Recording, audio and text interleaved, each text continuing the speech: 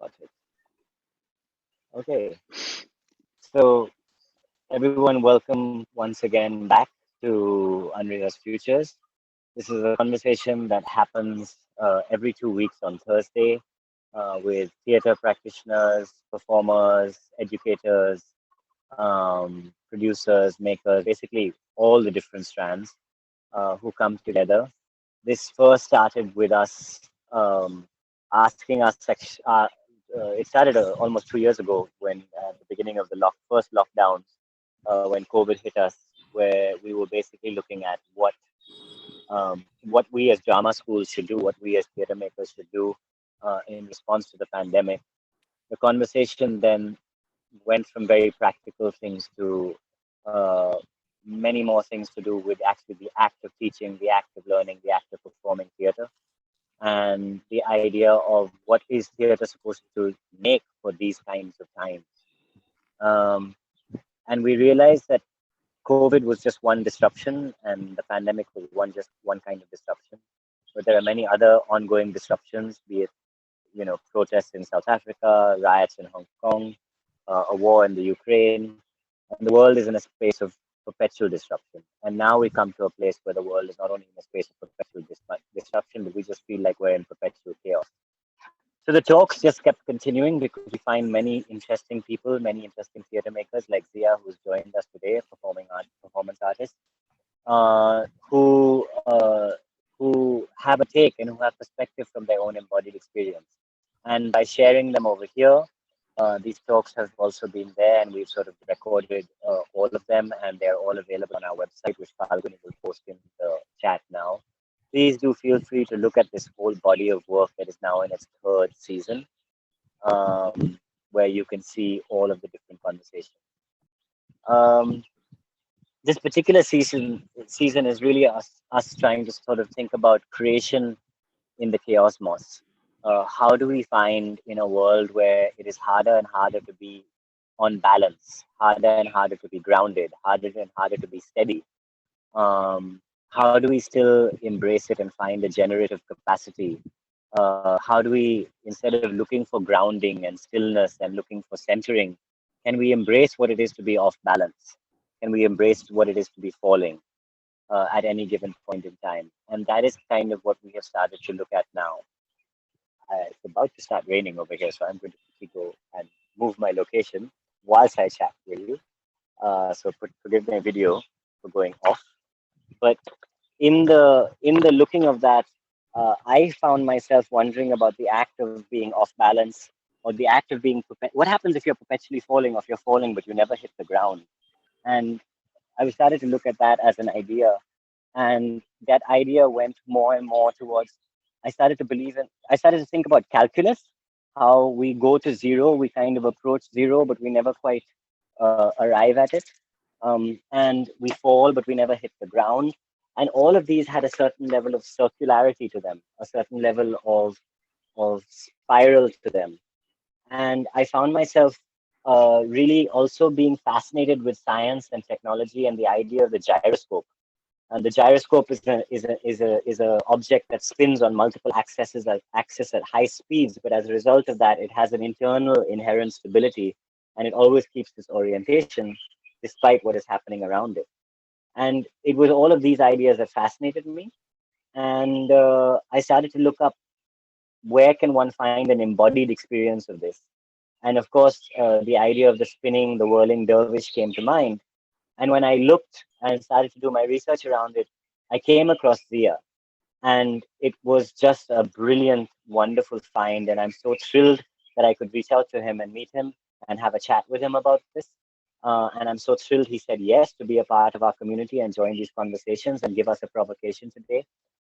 It was with a provocation to explore this question of what has Ziya learned in his practice, because he has gone much beyond the ritualistic idea of dervish, or the whirling dervish as you see it in its sort of codified forms. And he looks at dervish in progress, and he uses it as a point of departure for all of his explorations. And when I read up on his bio, which you can see, Falguni will post his bio links, Falguni will post his website in the chat window. but you found somebody who was looking at learnings from all of this in a world that was perpetually accelerating. So he was already looking at an unstable world and a further destabilizing world, and how to find one's way through it through his practice. So we are really honored. It would be lovely if we could all give Ziya some energy from our sides by keeping our videos on if possible, so that he can see who he's talking to. He'd be very happy to see that. So that would be lovely. And beyond that, so that he has a community that he can talk to. And I will ask him a few questions to start with, but throughout that, whatever provocations you have, whatever thoughts you have, please feel free to put your questions in the chat window. Without further ado, ladies and gentlemen, Ziya, welcome. The floor is yours. We're very happy to have you here. Thank you very much for the invitation, first of all, dear Jehan. I'm really pleased to be here with you all. As Jehan was saying, in case of need, the digital reality now gives us the chance to access the knowledge or information very easily. So you would like to know me, there are enough information online. Texts, but also videos about my artwork or my workshops I do around, and the instruction also I do offer. But here, I'm so pleased to be invited to that circle, because I do see life like a big picture image based on puzzles. 8 billion of puzzles we are actually thinking so. 8 billion people, they are small cells of a huge giant body. But this body get lost.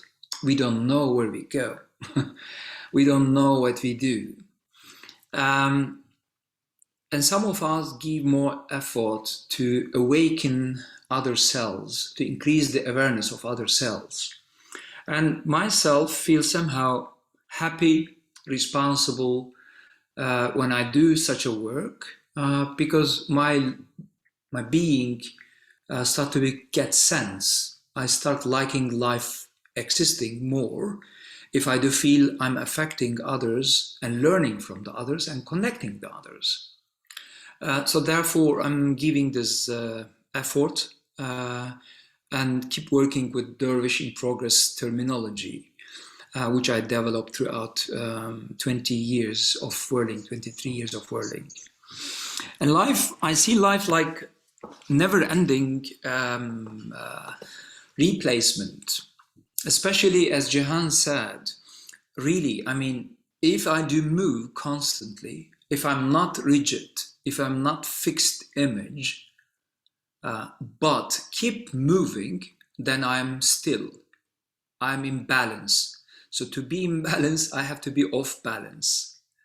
And this makes like a huge work out of this case.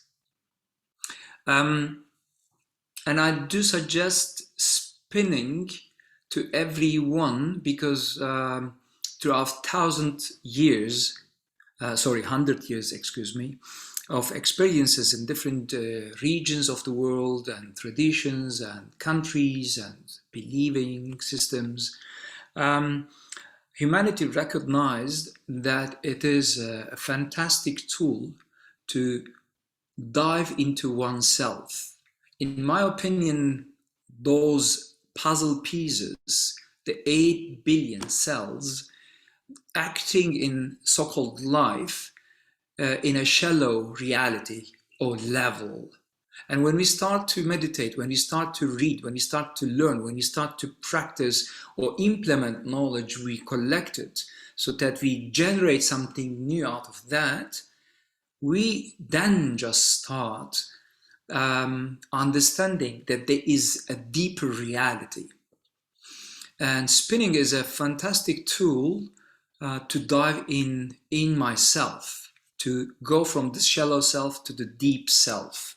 And that's the reason why I'm enthusiastically keep traveling around the world and trying to gain this traditional instrument um, into into a global understanding to make it a tool can be accessed by everyone. In my opinion, like we talk in the digital world, so we can be software programmers or we can be hackers. Actually, all of them does the same. They program, they know how to code. And I do see myself as a hacker dervish because traditions should be understood and added to this open source reality. It should be open source, not just framed by some people and sold just if you pay for. No, reality belongs to everyone, and we have to really fight to get it and offer it to everyone. Just then is useful. So therefore, I'm keen in keep trying to spread it out and to help people, so to say, to touch it and throughout this instrument to dive into ourselves. I see it like a rocket, you know. Everyone can go to space. So we have to go to space. But to understand why to go to space, how to go to space, and how we make it in understandable and realizable, implementable level, this will take a few generations.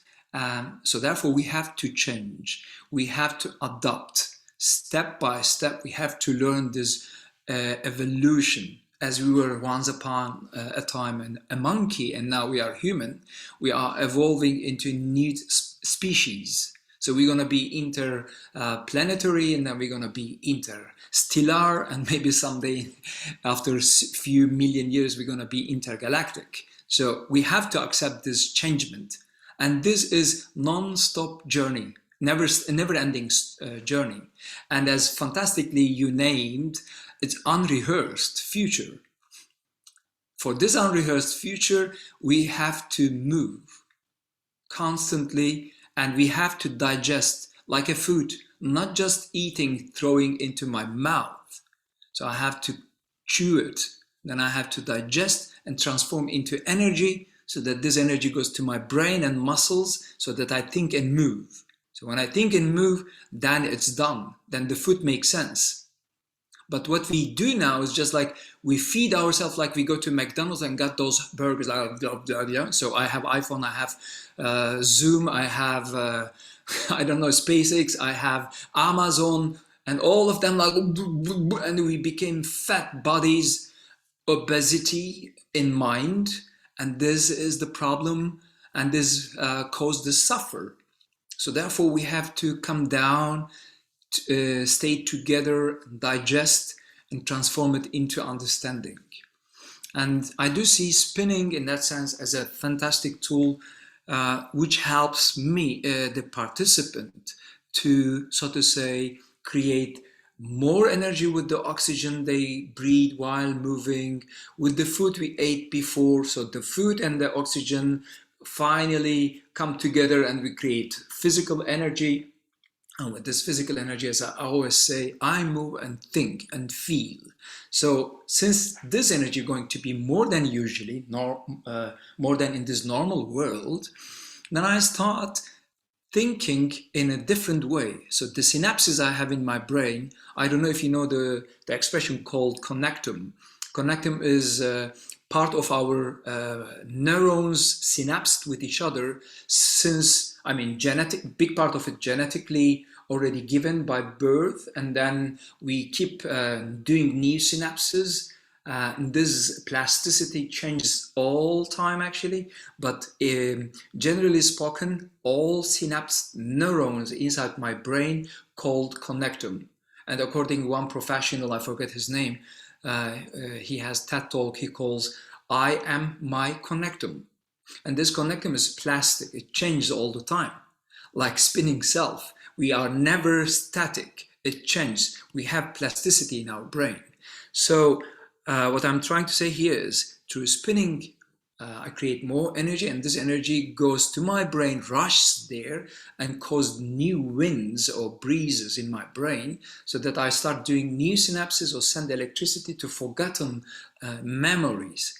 And all those combination of new synapsing and memories help me to see the picture inside me from another angle, so as a bigger view. So that is the effect of spinning. That's the reason we need to get more energy with the help of movement and breathing. And the power of spinning in comparison to other disciplines, because you can do this with yoga or with sport, or I don't know, with dancing or with Pilates and fitness center. But no one of them would be so powerful as spinning, because no one of them take the person out from that physical, visible reality. Because of the spinning, because it's like a blurry state, because I'm busy with myself and don't have chance to be in contact with reality, I'm diving in myself faster and deeper. This is the power of it. So, roughly spoken, this is spinning, and the effect of it so powerful, so that for centuries many masters, many people were writing about it. And I do feel myself therefore responsible, because I'm doing it for already 23 years, have been working in many different countries and corporations, visited 53 countries as my age, and I have average of like around 150 to 200 days per year of journeying, between 10 and 20 countries per year, between 30 and 50 cities per year for the last 15 years. And this is my pleasure, talking about it and then sharing it. So the invitation of Jehan aim like to talk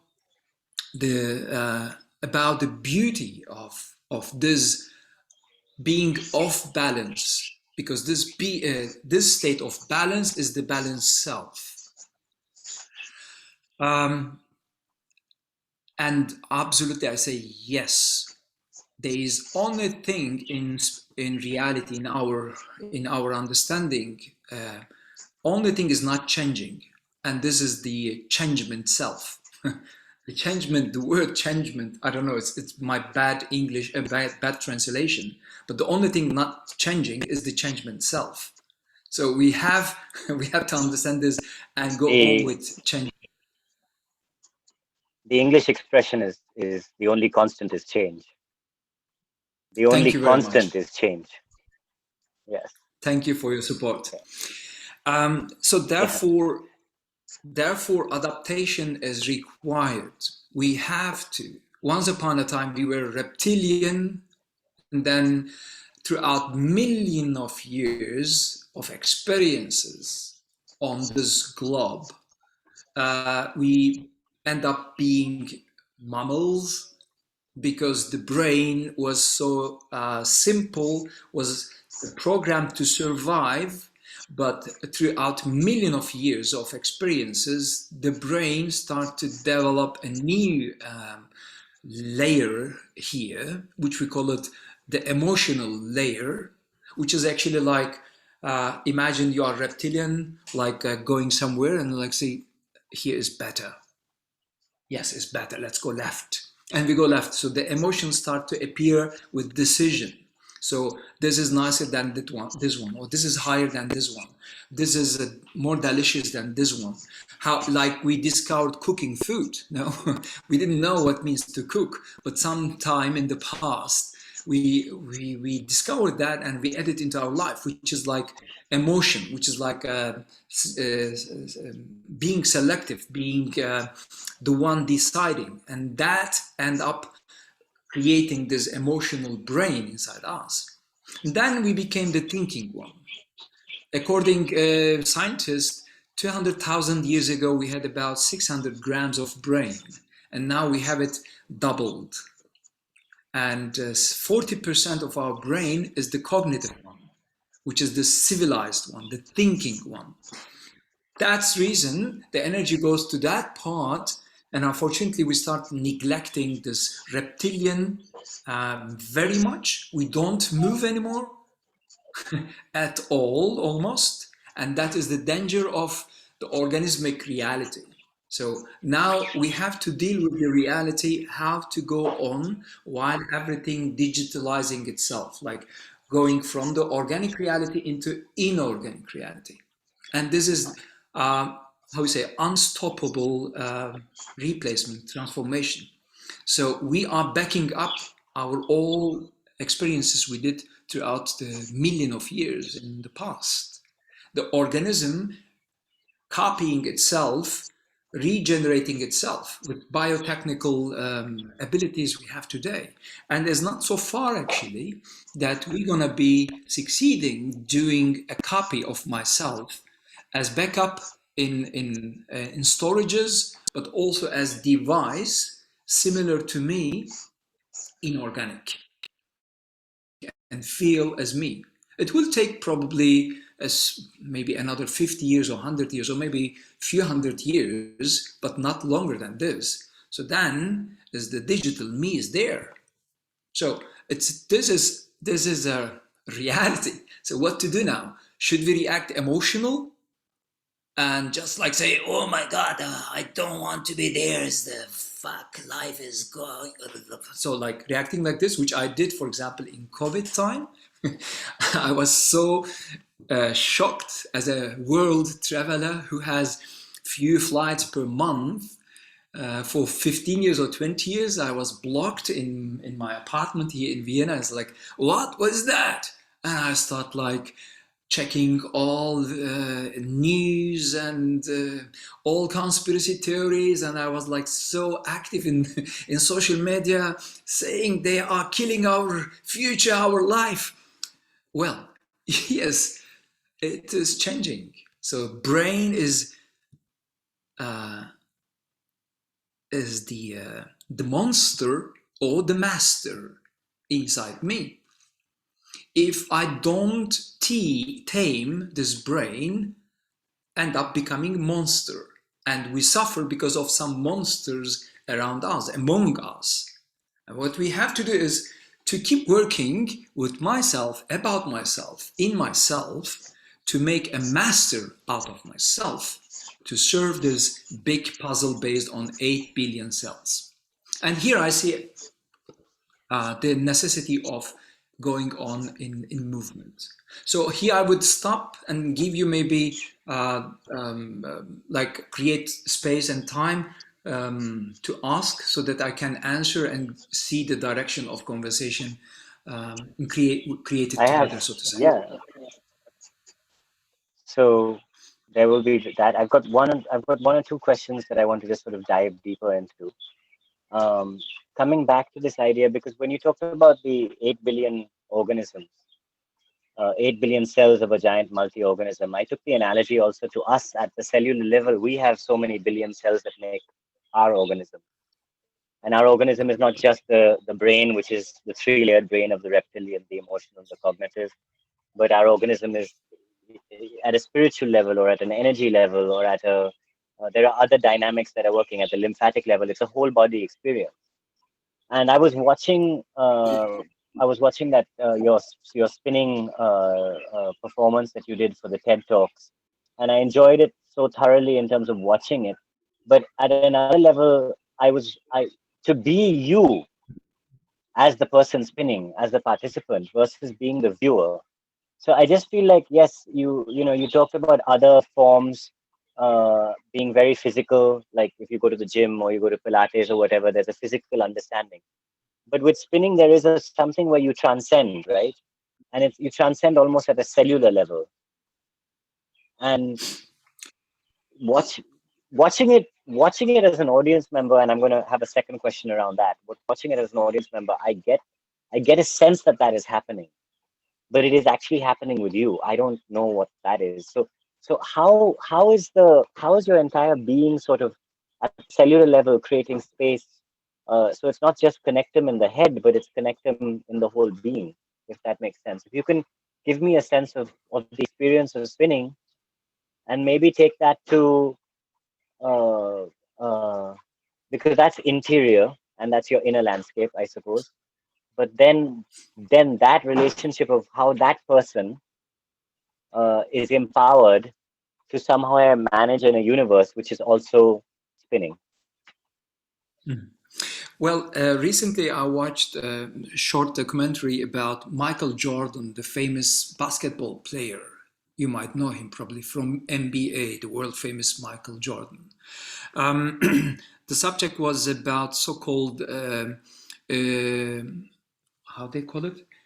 Um, God, I forget the expression. I think they called flu case or something like that. But I will tell you what I'm about what I'm trying to talk. So Michael Jordan have been to the team of Michael Jordan had the final match with another team, and Michael Jordan had a weak case, was sweating a lot, getting tired easily than supposed to be, and no one knew why. And he was fighting with that case and kept doing his best and made more than 30 counts numbers in the match, and they got the match with the last kick he did, the last second he made a triple shot, and they got the match. So they got the yeah. And when they finished, everyone started celebrating because they got the match. And he went back to the sitting place, and then he just fainted there. He just fainted, and they have record from that. And then they took him to the hospital. They got to know that he was poisoned by food he got before. But they thought he had flu, so therefore they call it flu case. And when they interviewed him, said, why, I mean, what was that, what was your motivation that you could make such a match even you were so sick? Because he was, when he got the ball, he was again Michael Jordan. When he was out of the game, he was gone. So he said, well, all was about seeing how far I can go, how much I can do for my team, for my city. Because if I do that, it's done. I do this for that reason. And he went to his limits. So this is a fantastic story. Why I'm saying this? Spinning make that case probably more attractive or more interesting or unique because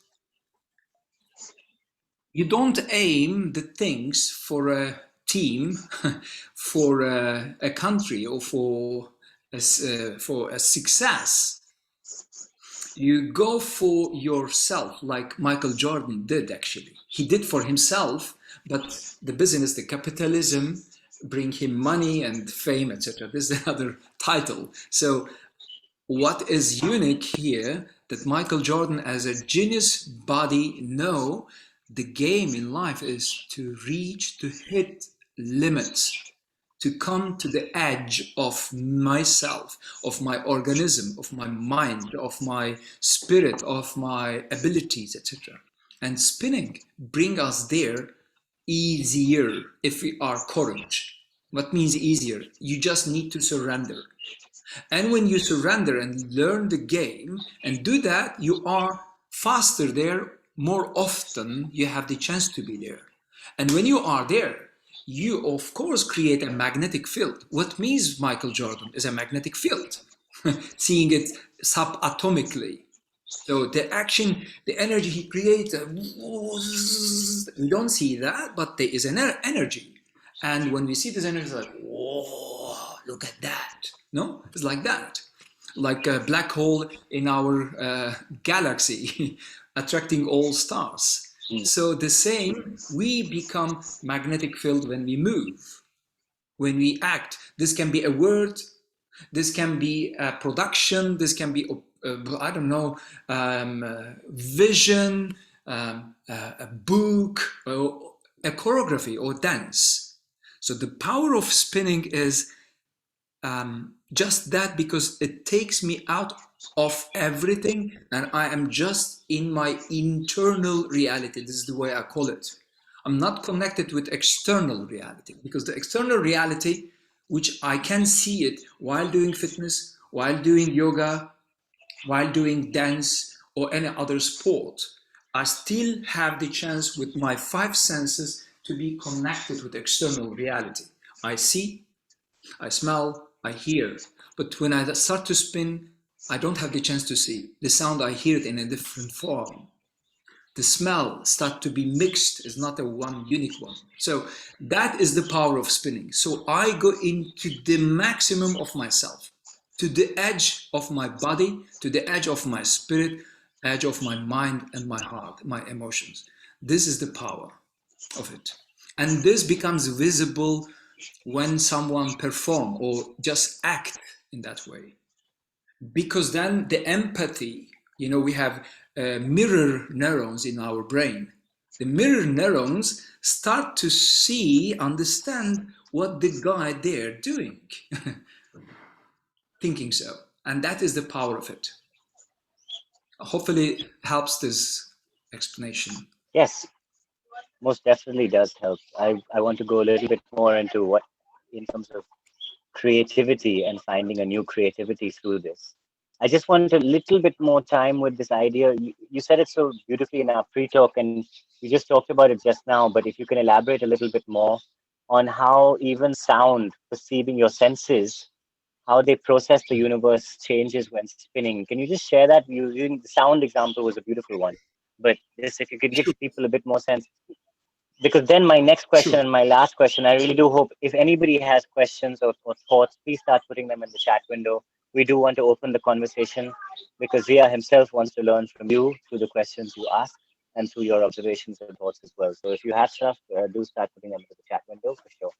So Ziya, yeah, just how does this idea of like how we perceive the universe? Hmm. Well, Jehan, am I the only one who No, cannot hear I Jehan, think or we I lost think him? he has some net issues.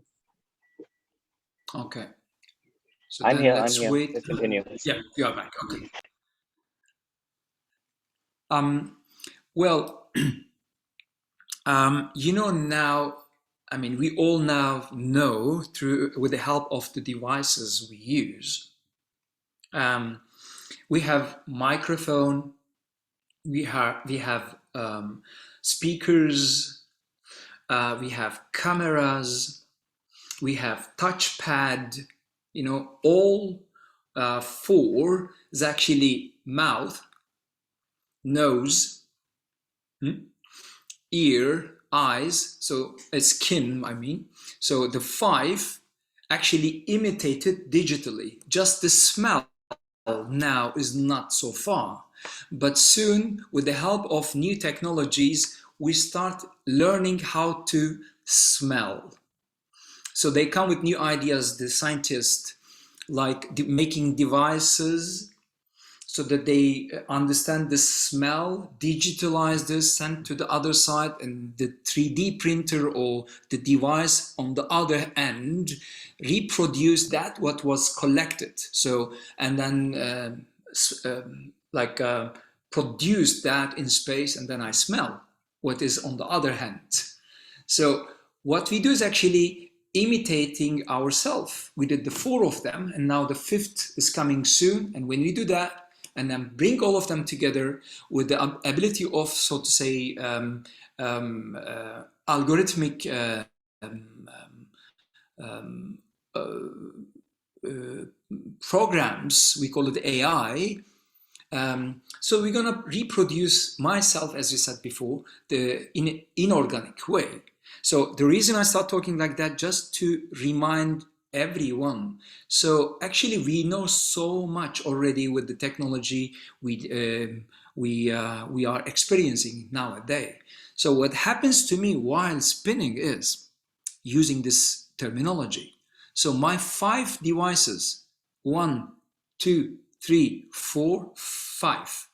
So they, of course, we have the six the sensing intuitively, etc. So this is another subject, as we call it, the spiritual dimensions. So we can mention this later, but now keep it simple and talk about the five. I am constantly collecting data from external reality. I see you, I hear you, I taste my cafe, smell my cafe, etc. And then send them to my integrator. So what we do is, doesn't matter which kind of signals I collect from any organ, I transform this into so-called bodily electricity. So I have the same signals in my brain. And there are many researchers, for example, blind people, if they are blind, they got camera here in front of their head and collect the image they see throughout the camera and transform this the image into sound, into frequency, and then hear it.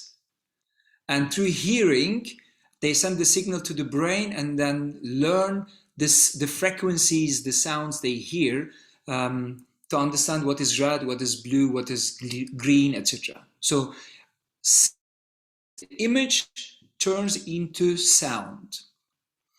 And this is doable, and we have it also as sickness, actually. So all those examples aiming just to make it understandable, that five senses collecting data from external reality, transforming into bodily electricity signals. And those signals goes to the brain, to the integrator. And the integrator make out of that the image, the smell, the this and that.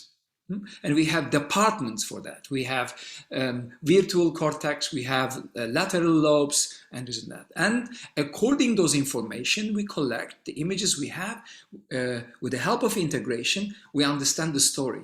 And according to the story, then we start to produce biochemicals in the reptilian, in the limbic system, in the emotional brain. Because I see this as a bad memory, I start to cry. So for crying, I create sadness hormone. Or that experience is fantastic, makes me feel good, I produce serotonin, and then I become happy. So this is how I work. But this is so complex and endless, so that I say like, wow, this is being human. Because I am universe, I have trillion of cells, trillion of cells. Even now, as we start to understand who we are endless. That's the reason Sufi says, I am nothing, but also I am the God. I am the mirror of universe. I mean, we all. Each of us is unique, each of us is God, and no one is important because we are nothing. At the same time, this paradox is the reality. So coming back to this issue, so the electricity goes to my brain, and my brain start integrating all this data. But as I said, the electricity I create through spinning, because I'm not able to be in contact with our external reality, more electricity and no expenses for external reality. So I have all the money just for my internal reality. And I spend this electricity in my brain to go everywhere in my connectome, in my neurons. I go to my childhood, I go to fantasy, I go to unknown reality, to vastness, to not connected synapses, to, I don't know, to yesterday, to my business, to my private life, and everywhere I have electricity. And I talk and think and see everything more than in this shallow reality. That is the point. So the electricity goes to the brain transforms this into image or into story, and this story creates the hormones, and endocrine system produce that and makes me feel in different forms. That is the process. So I've got some really interesting questions in the chat window that can build from here. I'm going to just quickly read a bunch of them out, but then I'm actually going to open it up to the room to say, oh, Zia, maybe you can start by saying I'll take which one first. One is a very straightforward question: is like, do you ever get into a trance? Pauline has asked, do you ever get into a trance-like state? And do you ever fall down? Then Dhara has asked this question, which I think is best if Dhara asks out loud. Dhara, do you want to take the mic and just sort of uh, bring this bring this? Yes, yes, yes. Thank you, Sure. Shehan. Thanks, Dhara. Yeah. First of all, thank you for this interesting topic. It was very insightful. So I was wondering that when one spins, what happens to this visibility aspect of this act of spinning? Because when somebody is spinning, like why would one spin? I'm trying to understand what motivates one to, to indulge into this act of spinning. Now, when somebody is spinning, one thing is that you don't see the world. Like, as you say, the term that you used was that you disconnect from the external reality. Now, that's where I see that the one who is spinning is withdrawing from the act of seeing the world around him or her. Second, when this is happening, I'm also trying to understand if one is also escaping from the act of being seen by others. Because, see, the more we become fixed in the places, in the spaces, in the times in which we are there, we become seeable things, right? But when you're constantly spinning, you you don't become visible to others also. So there is some kind of reservation that I read in the act of spinning where one is not seen, nor is one being seen by others. Now, why, if at all, this is something that is motivating the act of spinning? Because the time and era in which we are living, in these times, technology is constantly capitalizing, on making everybody believe that all that is needed to be done in this era is to see and to be seen, right? So when this consciousness is constantly being worked out, right, what the act of seeing spinning doing, like how does it intersect with this moment in which we are today? Yeah, that's my first question, first part of my question. Mm. Um, the other creatures from our planets, we call them animals or planets, since they are not so far cognitive level, not so far as human, they could not develop this cognitive self so far as we did. They still act with their, so to say, the spiritual levels too, the sixth, seventh senses. And they have the five in different layer of abilities. So a cat can see in darkness. A bat can see, can hear and fly through hearing in the night, etc. So, in that sense, we are very weak animals. Cognitive reality, cognitive brain, led us into such a life we live in now, and everything, almost everything, based on visual reality. So we make makeup for each other, we make Zoom meeting for each other. So actually we don't hear each other, we don't touch each other, we don't smell each other, we don't taste each other, we just see each other. Sometimes we just like say, oh yeah, he said something interesting. Oh, this track is very nice, let's dance a bit. So we get some ideas from hearing. So, but our life went towards visual reality. And this is just one type of being. Why is the image so important? We forgot this. Can you imagine we have a World Wide Web based on smelling? Or on just I don't know, on just touching. Why not to touch each other, just see each other? So the problem is we see life as virtual reality. It's called as virtual reality, but real reality has many dimensions. We have to come back to that. From there, we can start seeing spirituality and being human, species, understand the Mm. universe, become philosophical, etc., etc. In my opinion, and this is, I think, an answer. No, Dara. Uh, yes, It's Jihan, you want to say something, please? Yeah. no, Dhara, do you have a follow-on question? Because I have lots of interesting things Yes. just around the mashup of all the senses. There's a whole a series of thoughts in the chat window. I know there's some other practical thoughts around ritual and the fact that many different societies have different kinds of spinning in there. But I just feel like we have this thread and we should maybe mine it for a little while if everyone is okay with Zia Yeah, doing that.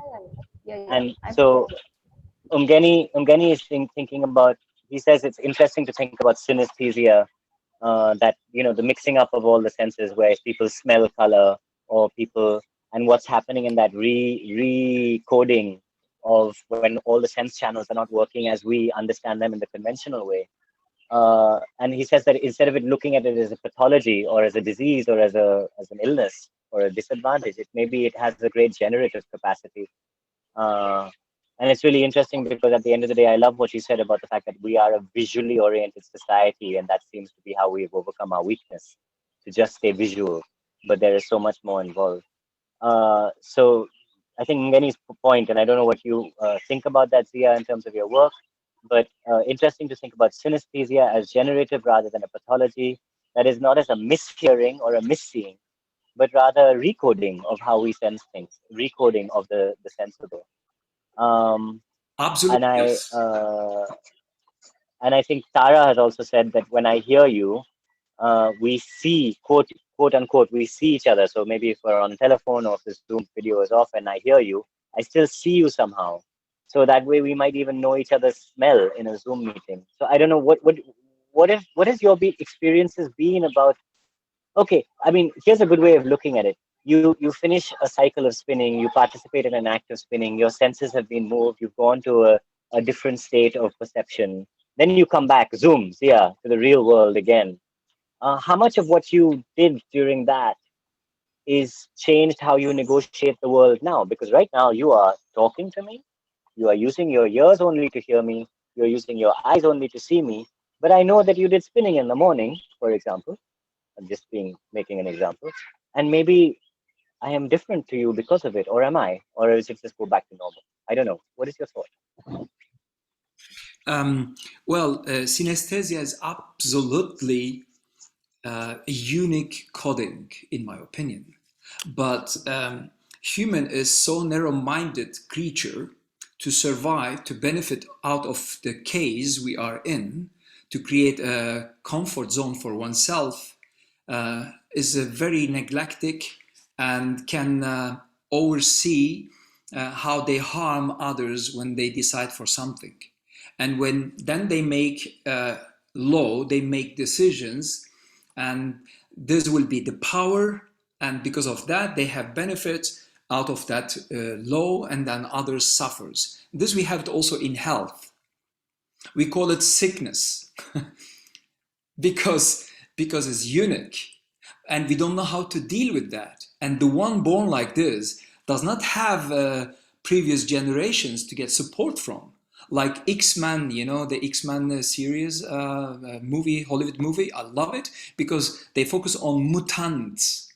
Yeah, we are mutants. I don't need to be boring human like like just organism going for work from 9 till 5 and get my money and go to McDonald's and eat. So even the guys doing this actually were not programmed and born to do that. They are prisoned in this game, and they have to do this game. But coming back and seeing everything from a wider view, I believe we are, each of us, unique. The problem is we don't have leaders or guidance to go in our own path. Synesthetic people are fantastic people, but we are the weak, regular, boring realities next to them. I adore if someone can see sound, can smell, picture. It's fantastic. Absolutely another coding. I adore such a personalities. Just I want to say this. But my enthusiastic talking Does made it me change the forget. way? Does it? But does it change the way you perceive the world when you are in quote unquote normal state? Thank you. Yes, absolutely yes. When I come back to this normal world based on virtual reality, I feel really boring. It's boring. It's simple. That's the reason I call it. That's the reason I call it shallow. Like But am I am I boring? Am I boring because no, you have to like look at me in the normal world, or you know what I mean? I mean, it's a silly I question, but you know what I mean, right? no, I do know, of course. No, of course I do know. I don't mean you guys. So no one of us is boring. And when we meet, for example, now, even I do see just like a small image of you guys. This is just like a small hole, to to wire the opposite. I mean, the other side, so that we have this conversation. I don't know who you are. I just met you for the second, meeting you for the second time. I don't know you, but I feel you from shaking head, from the way you talk, the way you put your hand to your chin now, and that you are sitting outside in Goa, not trying to make like fancy background with library, not you are not blowing your image to make yourself bigger than you are, etc. All of them are signals about your personality and your soul. So we can analyze many things to understand the real self, the deeper self. So that's the reason I'm not just hearing you, I'm not just seeing you. Do you understand what I do mean? And the way you say a sentence is actually a lot of information about your experiences.